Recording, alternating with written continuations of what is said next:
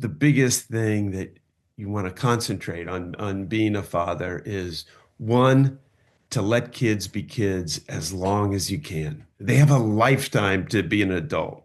And just don't don't speed the process. Let them play with the toy soldiers. Let them play with their younger siblings. And just the fantasy worlds they come up with. Take all the challenges of that are coming in terms of growing up and going to a new school and all that. Let that fade away. Let them be kids.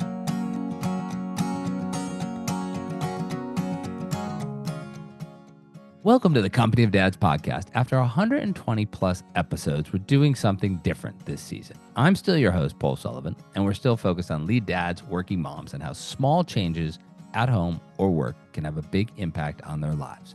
What's new is each episode now promises to deliver actionable advice on some area of concern at home or work. Short, direct, again, actionable. 5 questions, 5 answers. Today, our guest is Pete Hunsinger, dad of 4, grandfather of 2, Condé Nast legend, and entrepreneur trying to make better products for everyone. Pete does something many dads would love to do, myself included. Yes, he plays golf with his daughter, but he also gets to go on golf trips with her. After a legendary career at Condé Nast at magazines such as Gourmet, Architecture Digest, Vanity Fair, Brides, GQ, and Golf Digest, he's the chief communications officer for Everyone's Earth. Think diapers, dryer sheets with all the plastics in them. Welcome, Pete, to the Company of Dads podcast. Thanks, Paul. Nice to be with you. So, 4 kids, 2 grandkids, another grandson on the way. When you look back and you look at your own kids, what is the biggest mistake most young fathers make that can be avoided? Gosh, I don't know if it's a mistake, but I think the biggest thing that you want to concentrate on being a father is one, to let kids be kids as long as you can. They have a lifetime to be an adult. And just don't don't speed the process. Let them play with the toy soldiers. Let them play with their younger siblings.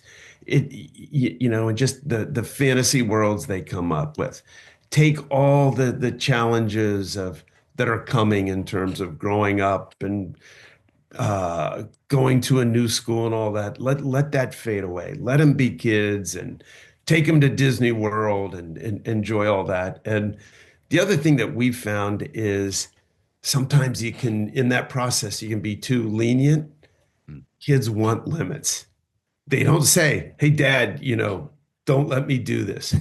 But they love, having that limit. Say, "Gee, I can't get that by the folks," because they really don't want to do it. Sometimes it might be a sleepover at somebody's house that was a little too wild even for them, or that's venturing into things where they have to make decisions they don't want to.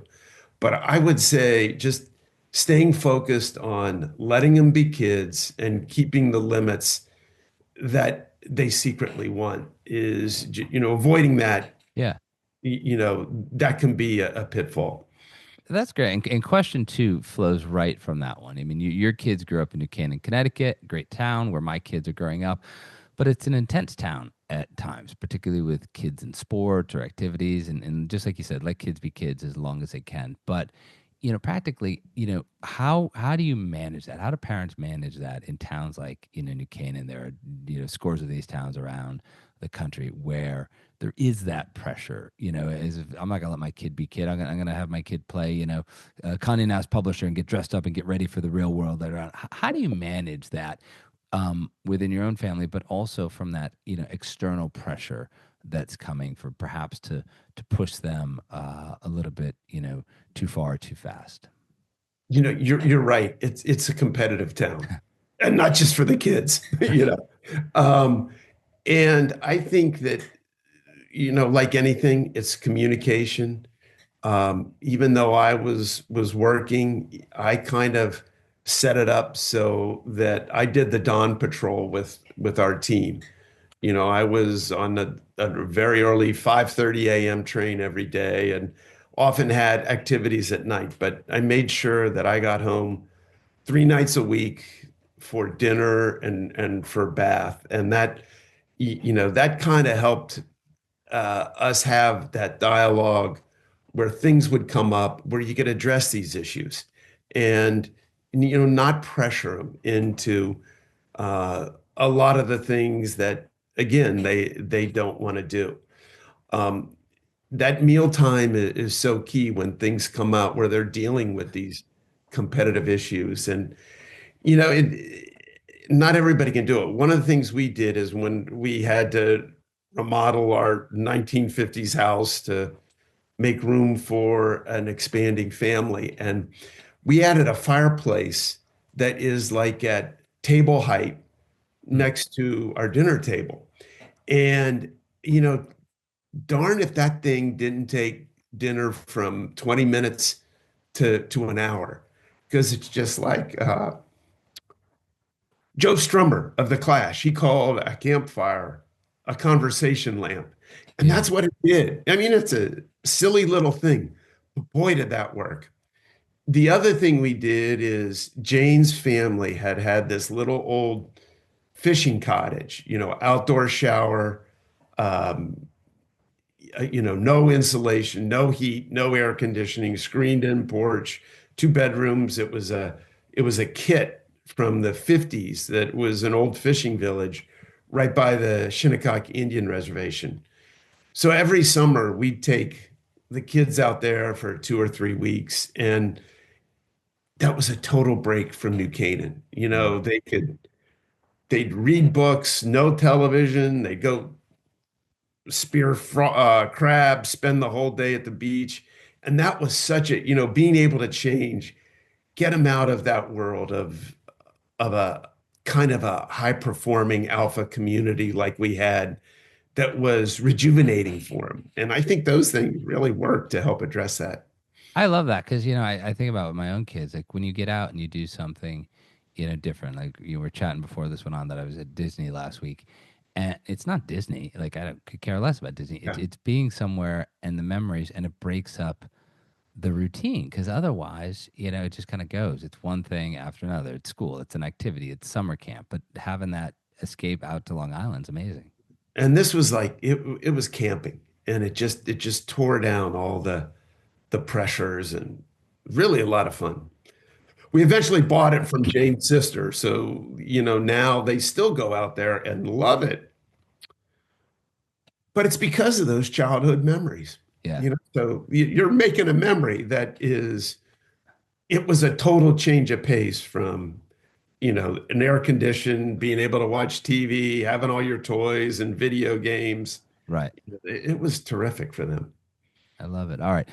Question three, and you touched on this again in the previous one, but you came up working at Condé Nast in that company's heyday. How did you balance being a father with your career as a rising star on the business side? Because as you said, you would have things to do at night. So talk about that because I think now that we're in this world where um, the work from home is becoming more of hybrid and people are sort of rethinking how we're going to work. How did you balance it back then, and what are the tips that you have for today? There was a lot involved in that because it was, I'm sure everybody's heard the reputation of Condé Nast, and we were able to, the great thing about it, it was very much a decentralized organization. My job was publisher, which I ran the business side of it. So I reported to the CEO and Cy Newhouse, and we'd have a meeting once a month. So the biggest way I dealt with it was build a culture that was pertained to our individual brand, not to Condé Nast, and we were able to avoid it. I had the reputation as being a nice guy, which is the kiss of death. But I did make it work for it because even some of the guys say you like Pete competes harder than anybody else. He just goes about it a different way. Um, and it's you have to uh, the kids have to understand what we do. You got to balance your time. It And, you know, I always had pictures of the family up in the office. And I think that was actually a good thing. So my team members, you know, they saw how I valued that. And I think that developed an aura of trust with the people I was working with, Yeah. because they really knew who I was. And I think that's probably the biggest thing. Both the kids and the company knew I who I was. I went about it a certain way. And, you know, there were challenges with sometimes at GQ and Vanity Fair. You know, people say, well, Dad, what's this? You know, how come the woman isn't dressed in the picture of the cover?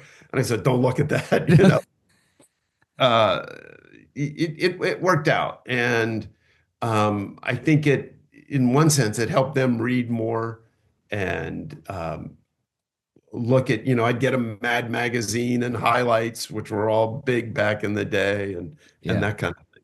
I love that being a nice guy was a kiss of death because I can imagine Oh, being like every time you just fire somebody randomly, like, all right, Pete's having a bad day. Like, you know, we used to have, you know, you'd put the cover of the magazine on uh, the signature of your email.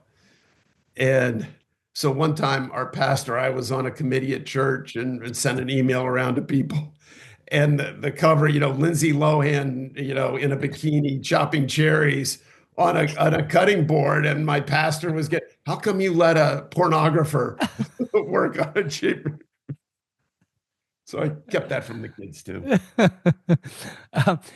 following on that, so your professional career, did an amazing run at Condé Nast. But what was the impetus to start, this non-publishing business, the dryer sheets, the diapers, the socks before that? What was the impetus to start something that was, a product per se after already having, such an amazing run? You know, it just, I wanted to do something.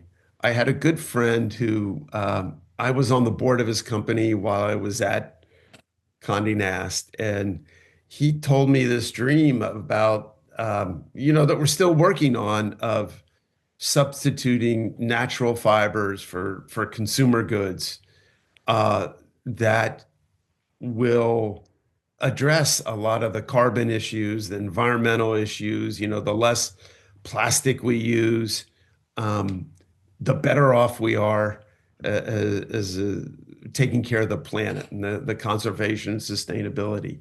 And it just, you know, it was the dawn of, when I left Condé Nast, it was kind of the dawn of the direct to consumer age via social platforms and all that, you know, in the mid 2000 teens, you know, you could put anything on Facebook and make money. It's since they've remonetized it to now they can get top dollar, and we didn't quite hit it. But I think it was just the dream of doing something more on the consumer side that's tangible. You know, the magazine was, Yeah. but you know, that era changed as well. And just the thought of really doing something good that could be a strong business, but also have a positive impact. Yeah, I love it. Question four. One of my favorite things is to find time to do things separately with each of my three kids, and I know you like that as well. And of your four, at least one of them plays golf with you because I've seen you out there with her. You see me out there with one of my daughters. What tips do you have for fathers with multiple kids, two, three, four, five kids, to get time alone with them and talk about how valuable that's been to you and your kids over the years, that sort of one-on-one alone time when they're part of a bigger family?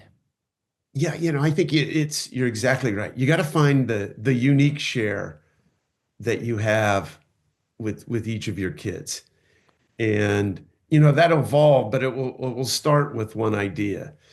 Um, like with my son, you know, we had the Bengals because I grew up in Cincinnati. Right. And you know, when he was a little kid, he wore his Peter Warwick jersey to school one day. He came home in tears because that's when the Bengals were so bad.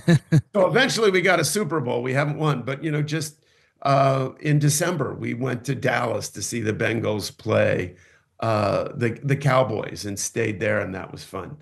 With Emma, our oldest, we had bike riding, and we used to ride in Westport. They had the Tony Fenton bike ride, and you go ride all around the Long Island Sound through all of Westport and back into the hills for 26 miles, and do it as a fundraiser.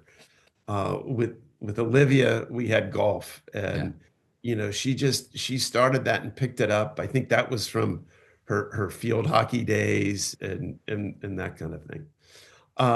So having that unique thing with Georgia, it was books and reading and that kind of stuff, and then it just finding silly little things that you can invent. I think sometimes, like at the beach, we'll have it could be throwing rocks at something that's floating out in the pond and Right. see who comes closest. Just the when you can do something out of nothing, you can kind of come up with those unique shares. But tell the truth here, Pete. You did lovely things with your first three kids, but when it came to Olivia, did you like put the pressure on her? Like, look, one of you needs to play golf with me. Come on, Dad wants to play golf. Who wants to be the favorite child? She saw it. I think Yeah, she saw the gap, and I think she loves the whole gestalt around golf too, which she's come around to. And the combination of she's very active in yoga and played field hockey, those two things united, and it's like she discovered after a little while she can be good at that, and she loves the recognition. yeah. You're like, I love this because it's something that I think because I'm an only child, I just intuitively wanted to have individual things to do with my daughters. And people ask me like, do you ever play paddle? And I said, I only play paddle with my middle daughter because she likes it. And we'll go once a week. We have a standing appointment and we go at 5 o'clock that's every great. Wednesday.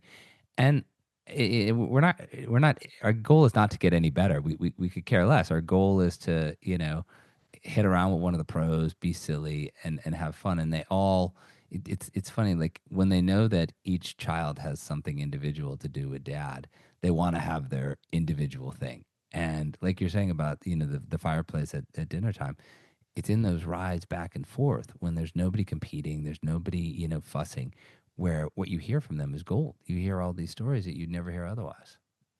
And you know what, too, especially with daughters, I think, self-esteem is such an issue these days. And I really believe that, we both have three daughters, that a girl's self-esteem, her self-worth, it's all centered around her relationship with her father. As long as I know I'm loved by my dad, I'm okay. Mm, yeah. I think that's so key for them. Yep.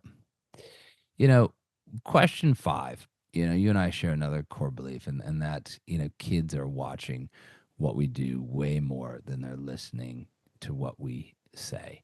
Um, what were some of the strategies, you use? Particularly, you joke about the the racy Vanity Fair covers, but you know, don't do that. Don't cut cherries naked. None of you. That's not a good idea. But what were some of the strategies you used when your kids were growing up, and three of your kids have kids now. What are some of the strategies that you see them, using that maybe they learned from you or your wife? Well, I never forget, I went to, and when I was a gourmet, I went to a travel conference in 1992.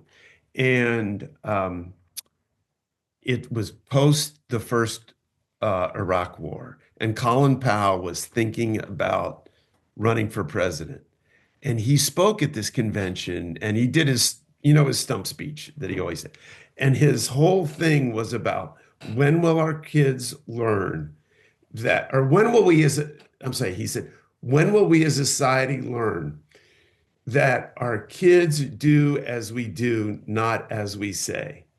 And he built the whole speech around it. It was the guy just exuded leadership. I was so impressed with him. I'm kind of sorry he didn't run. But anyway, I think among those many strategies, one of the best things is let them see a great relationship with your spouse. Mm, If they see, that you work together, that you care about it, if you can model what a good human, lasting marital relationship is about, that goes so far. When our daughter had her interview at Emma, our oldest, when she had her admissions interview at Wake Forest, back when they do it live, we were dropped her off at admissions and we're waiting in the car. And she came back into the car and we said, how'd it go? She said, oh, I nailed it. And I said, well, what did they ask? And she said, well, they asked us, what's the best thing about your life? And she said, my answer was, my mom and dad really love each other.